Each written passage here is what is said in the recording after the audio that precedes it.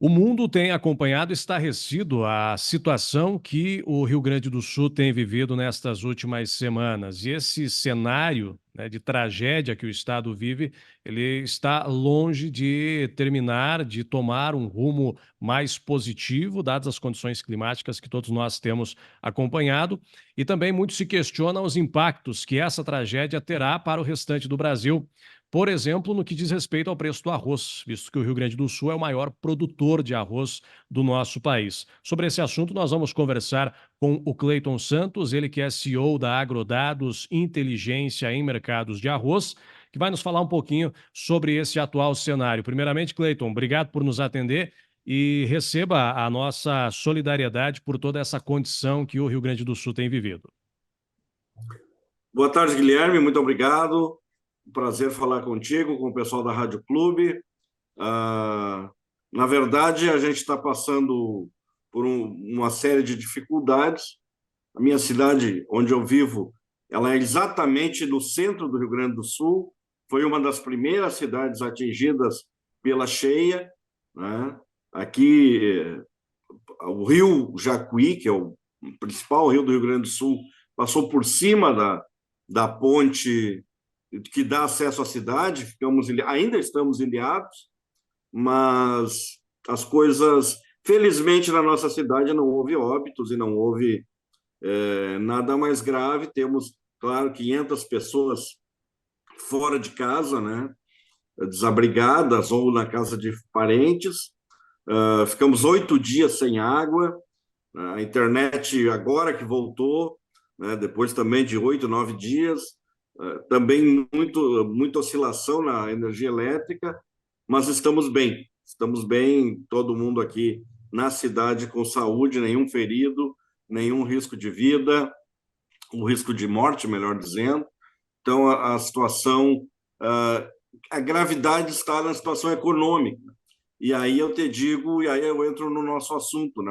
No município que eu vivo, que é Cachoeira do Sul, nós estamos com 7.000 hectares de arroz embaixo d'água, que muito provavelmente não serão colhidos. Na nossa região aqui, que toda ela é irrigada pelo mesmo rio, são 45.000 hectares de arroz, né? Então, a situação é grave.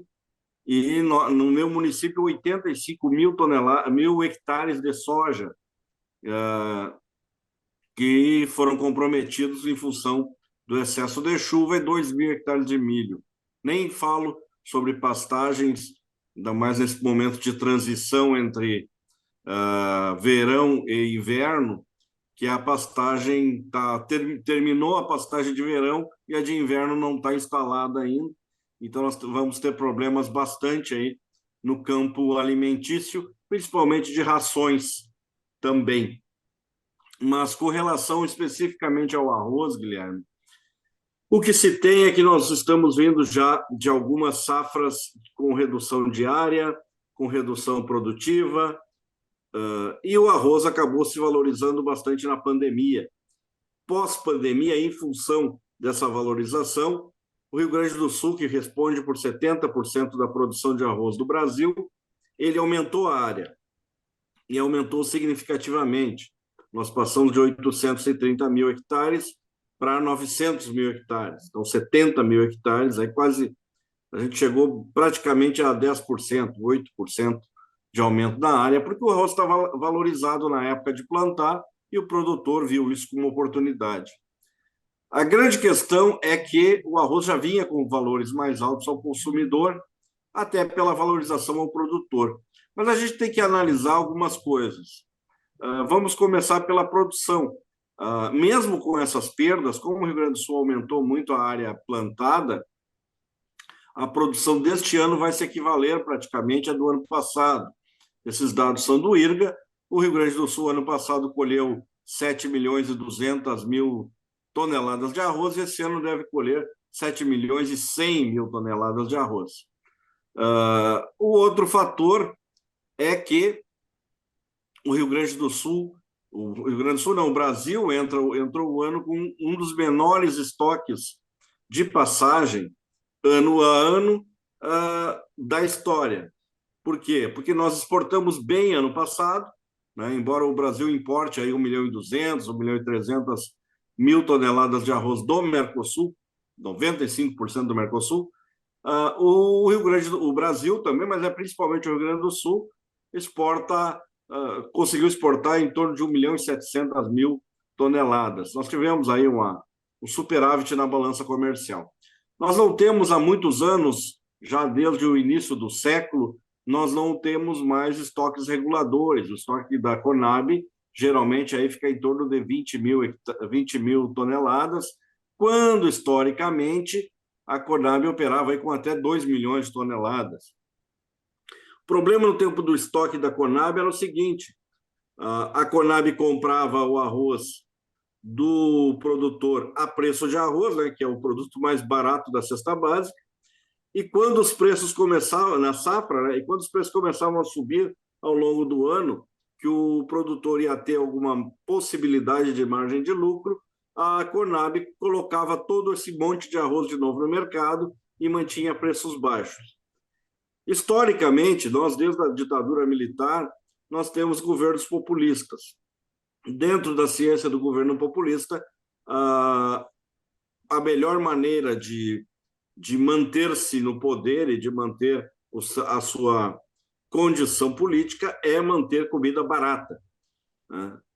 O que acontece é que, com o passar do tempo, isso foi sendo profissionalizado de maneira que o governo percebeu que ele passava o ano carregando o estoque do Mercosul. O nosso estoque de passagem era exatamente aquilo que a gente importava do Mercosul, porque lá a produção é mais barata. Então, o governo percebeu que estava pagando a conta do Uruguai e da Argentina, e agora, mais recentemente, do Paraguai. Assim sendo, o governo reduziu os estoques praticamente a zero. O estoque que existe no Brasil hoje é todo ele privado. E aí nós estabelecemos, no Brasil, uma relação de mercado. O preço é regulado pelo mercado. Se o preço sobe muito aqui, indústria e varejo vão buscar arroz no exterior. Acontece que, pós-pandemia, nós tivemos alguns eventos importantes. A Índia, por exemplo, maior exportador mundial de arroz, ela representa 40% de todo o mercado de arroz do mundo. A Índia se retirou do mercado. Ela começou a trocar os seus estoques, ela vendeu os estoques velhos e, como a inflação galopante pós-pandemia afetou também a Índia, os indianos resolveram segurar os seus estoques e vender barato internamente. Isso levou os preços internacionais a um patamar recorde.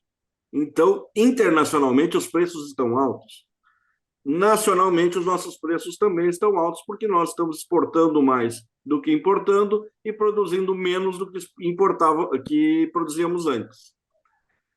Resultado é que nós estamos com estoques, a oferta e a demanda muito ajustada. Isso refletiu nas gôndolas, com os preços médios do arroz subindo para o produtor, para o consumidor. Essa alta de preços, ela é significativa percentualmente, mas ela não é significativa em valor. Vamos explicar. 1 quilo de arroz passou de R$ 4,00 a R$ 4,20 para algo em torno de R$ 5,00. São 80 centavos por quilo. Bem, percentualmente isso é muito alto, né? Mas se tu for contar em moeda sonante, não é tão alto, é 80 centavos por quilo. Tanto que hoje, com R$ 60,00, tu alimenta, num mês de arroz, uma família de 4 pessoas. Né? E é possível que sobre ainda, são 10 quilos. Só que, se tu considerar que uma Bolsa Família hoje é R$ 92,00, R$ 60,00 é muito dinheiro. Né? Então, a grande questão que é colocada é que, na virada do ano, e logo depois o presidente da República falou isso, na virada do ano, os preços estavam altos e o presidente queixou-se de que ele deveria ter importado antes para baratear esse valor. Só que agora se deu argumento para que o governo fizesse isso. Né? Com a quebra de parte da nossa safra gaúcha, que é o único lugar que vai ter essa quebra, a condição é de que os preços subiriam mais ainda. Não necessariamente por não termos produto, mas porque estaria muito ajustada a oferta e a demanda, e porque, eventualmente, nesse momento, boa parte do escoamento do arroz do Rio Grande do Sul para o resto do Brasil, o arroz beneficiado e mesmo em casca, ele demanda a passagem por, próximo a Porto Alegre, por regiões alagadas, e nós estamos com uma dificuldade gigantesca de logística, tanto para retirar o produto que está nas fazendas, quanto para retirar os produtos que estão nas indústrias e enviar para outros estados. Né? O Nordeste não está tão complicada a situação, porque se carrega no Porto de Rio Grande e vai por cabotagem, vai por navio. Mas via terrestre está difícil. Cleiton, hoje, qual que é a atual condição da safra de arroz aí do Rio Grande? Quanto que já foi colhido? 84% estão colhidos, né? Falta colher aí algo em torno de 16%, mas não tem como a gente avaliar até que as águas baixem. As lavouras seguem embaixo d'água. Mas nós tivemos, além das perdas, e essa perda ela deve chegar aí acima de 80% do que estava, 70%, 80% do que estava no campo, a gente teve muita perda em silo, o arroz que já estava colhido, armazenado, os silos encheram de água, né? E esse arroz começa a brotar lá dentro e cria uma massa de grãos que ele compromete toda a produção. Então, isso também é uma outra questão que ainda aumenta custo e ainda vai ser bastante analisada. Mas com relação ao preço diretamente ao consumidor, o governo federal anunciou que importará até 1 milhão de toneladas de arroz. Isso não vai ser bem assim, né? Ele vai realizar leilões de 200 mil toneladas. Quem vai participar dos leilões são as indústrias e elas vão ter que justificar e mostrar que a origem desse arroz é internacional. Boa parte virá do Mercosul e uma parte virá da Tailândia. Hoje, o Mercosul já tem boa parte da sua produção comprometida com vendas, né? Então, e outra coisa, o arroz do Mercosul, do Uruguai, por exemplo, ele está no mesmo nível de preços do nosso aqui, interno. Então, nós vamos importar do Paraguai, mas o Paraguai já nos vendeu mais ou menos 45% de tudo que ele produz. Então, ele teria aí mais outros 35%, 40% para vender, abdicando de outros mercados. A Argentina teria aí 200 mil toneladas. Somando todo o Mercosul, que ele tem disponível e competitivo, ele não abasteceria esse 1 milhão de toneladas. E a gente tem que reconhecer o seguinte: o mercado por si se regula e o mercado privado já importa 1 milhão de toneladas, mais de 1 milhão de toneladas do Mercosul. Então, provavelmente, nós vamos ter aí como fornecedor um pouco atípico, né? Exceto aí durante a pandemia, que a gente comprou alguma coisa, agora o ano passado, a Tailândia, que é um dos maiores exportadores do mundo atualmente, com a retirada da Índia do mercado. E o preço de paridade da Tailândia hoje ia dar vai dar um fardo de arroz com pequena diferença sobre o que está sendo praticado em São Paulo hoje. Né? Hoje nós teríamos aí o fardo de arroz negociado na faixa de 145, 150, arroz gaúcho colocado no mercado, por exemplo, de São Paulo, aí no norte do Paraná, só que esse arroz da Tailândia chegaria nessa mesma condição a R$ 138. Não é tão grande a diferença, né? Mas baixaria em 50 centavos, R$ 1, com relação ao consumidor. Esse arroz só poderá ser comercializado por pequenos varejistas das regiões sudeste, ou seja, o Paraná está fora, né? Norte e nordeste. Nós do sul vamos para preços de mercado. O que vai acontecer é que, pressionado por essa compra, né, que pode ser de qualquer volume, entre 200 mil e 1 milhão de toneladas, eu acredito que não vai passar de 500 mil toneladas, pressionado por essa compra, provavelmente nós teremos preços, seremos obrigados a praticar preços mais competitivos. Né? Então, o que o governo está fazendo é tentando não permitir que o arroz que nós temos com uma oferta muito ajustada, seja retido e, com isso, haja uma alta substancial de preços. Mas eu não acredito que nós vamos ter preços muito menores do que os praticados atualmente. Então, pensar ou se falar que a partir de agora o preço do arroz fica mais caro por conta dessa tragédia aí no Rio Grande do Sul, por conta das enchentes, seria um conceito equivocado em sua totalidade? Parte desse preço do arroz ele já vem alto desde a pandemia? Ele vem alto desde a pandemia e até pela a redução diária de produção de arroz no Rio Grande do Sul, ela é substancial. No Rio Grande do Sul reduziu a área de 1.200.000 hectares praticamente para 900 mil hectares, para chegarmos a 830 mil hectares. Então, são 350 mil hectares reduzidos. Né? Claro, a produtividade cresceu, o país consegue se abastecer com esses volumes, mas, de qualquer maneira, o produtor foi muito desincentivado. Eu acredito que a medida do governo tem dois aspectos. O primeiro, o produtor vai seguir sem incentivo para produzir, né? Perde um pouco daquele incentivo, porque ele precisa de rentabilidade, e, por outro lado, sim, os preços para essas regiões do arroz devem baixar. Mas, hoje, a questão do alta do preço, ela não é tanto pela quebra, ela é muito mais pelo problema de logística, de não conseguir transportar. Né? Então, é natural que, nesse momento, haja uma elevação dos preços. Mas, com o mercado regulado, e com o fluxo de oferta sendo garantido pelos produtores e indústrias, a tendência era que nós, sim, tivéssemos preços mais ou menos nos patamares do ano passado. Né? Nada muito elevado, fora da realidade, dentro desses patamares. Na sexta-feira, encontrei na minha cidade aqui 5 quilos de arroz do tipo 1 a R$ 20. Né? Isso é R$ 5 o, o pacote, né? Então, R$ 5 o quilo, né? Menos de R$ 5, R$ 4 o quilo. Então, é um preço que não muda muito.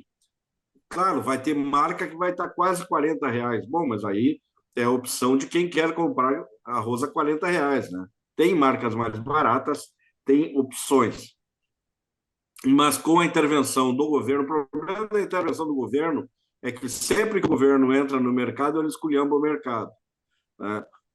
No final dos anos 90, início de 2000, o governo resolveu entrar no mercado para liberar a importação de arroz norte-americano. E aí o Brasil importou muito mais do que precisava. A cadeia produtiva levou 5 anos para se ver livre desse baque, para retirar todo esse arroz excedente de dentro do nosso mercado. Então, a preocupação é que o governo não consegue medir adequadamente isso e ele acaba afetando a cadeia produtiva. Agora, para o consumidor, a medida é extremamente favorável, sem dúvida. E pensando agora na próxima safra, né, Cleiton, porque as áreas de plantio, muitas delas degradadas, né, vai se exigir um grande trabalho, né, para a readequação dos campos, né, para um novo plantio. Isso pode impactar também no preço da próxima safra, por exemplo? Nós vamos ter que esperar, mas e veja que a nossa safra atual, nós estamos entrando já na metade de maio e ela não foi completamente colhida, né? Ela atrasou muito porque nós tivemos esse episódio similar a este. Nós tivemos em outubro, novembro e dezembro, nós tivemos cheias nos rios. O arroz é plantado em beira de rio, né? Em sua maior parte. Então, nós tivemos enchentes que impediram exatamente a nossa região aqui de realizar a semeadura, ou obrigaram a ressemear o arroz depois que baixaram os rios. Então, nós tivemos já um custo mais alto. O que ocorre é que agora vamos ter que terminar de colher, ver a água baixar, quem puder terminar de colher, e ver o que vai sobrar de estrutura, porque a estrutura da lavoura não é só onde ela está plantada, tem os canais de irrigação, tem a drenagem, tem as máquinas, né? Então, toda essa estrutura ela foi muito afetada.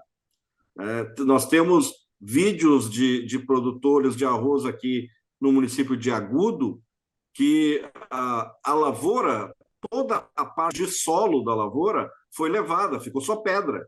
A lavoura ficou como um leito de rio, né? Esse produtor não tem como ele fazer uma produção de solo ali. Não tem, né? Ali a terra dele tornou-se de uma lavoura altamente produtiva numa terra praticamente estéril, né? Levou ali 70 centímetros de solo em vários hectares. Virou pedra, né? Então, a gente vai... Claro que é um caso pontual que eu estou indicando, mas assim nós vamos ter que analisar o que sobrou de estrutura de lavoura para o ano que vem. Mas os preços eles vão ser muito determinantes, viste, Guilherme? Os preços, se o preço ao produtor estiver muito baixo, nós vamos ter redução de área. Se o preço continuar competitivo, eu acredito que nós vamos nos balizar muito pelo preço da Tailândia, que não é tão fora da realidade hoje, nós vamos ter pelo menos uma área estável no Rio Grande do Sul. A previsão é de uma laninha para o ano que vem, isso quer dizer que é um ano de produtividade alta. Produtividade alta, se a área pelo menos se mantiver, nós vamos ter aí uma colheita de 500, 600, 700 mil toneladas a mais no Rio Grande do Sul, né? Agora, o tamanho do peso do braço do Estado sobre o mercado vai determinar muita coisa. Além do preço ao longo desse ano, também vai determinar a área a ser cultivada para o ano que vem. O governo federal, a Conab, já disse que, paralelamente a essa medida de aquisição de arroz para abastecimento dos mercados do Sudeste, Norte e Nordeste, ela vai criar mecanismos de suporte ao arrozeiro para que ele tenha motivação para continuar cultivando o arroz. Agora, resta a gente saber se eles vão falar com os russos, né? Tem que combinar com os russos. Se o governo vai tomar a decisão em acordo com os produtores. Não basta vir e baixar algumas regras e considerar que vai resolver, e o próprio setor não entender as regras ou não ser favorável a elas. Então, a gente vai ter que aguardar. É um momento agora de muita atenção e poucas respostas, né? Nós temos muitas perguntas e poucas respostas.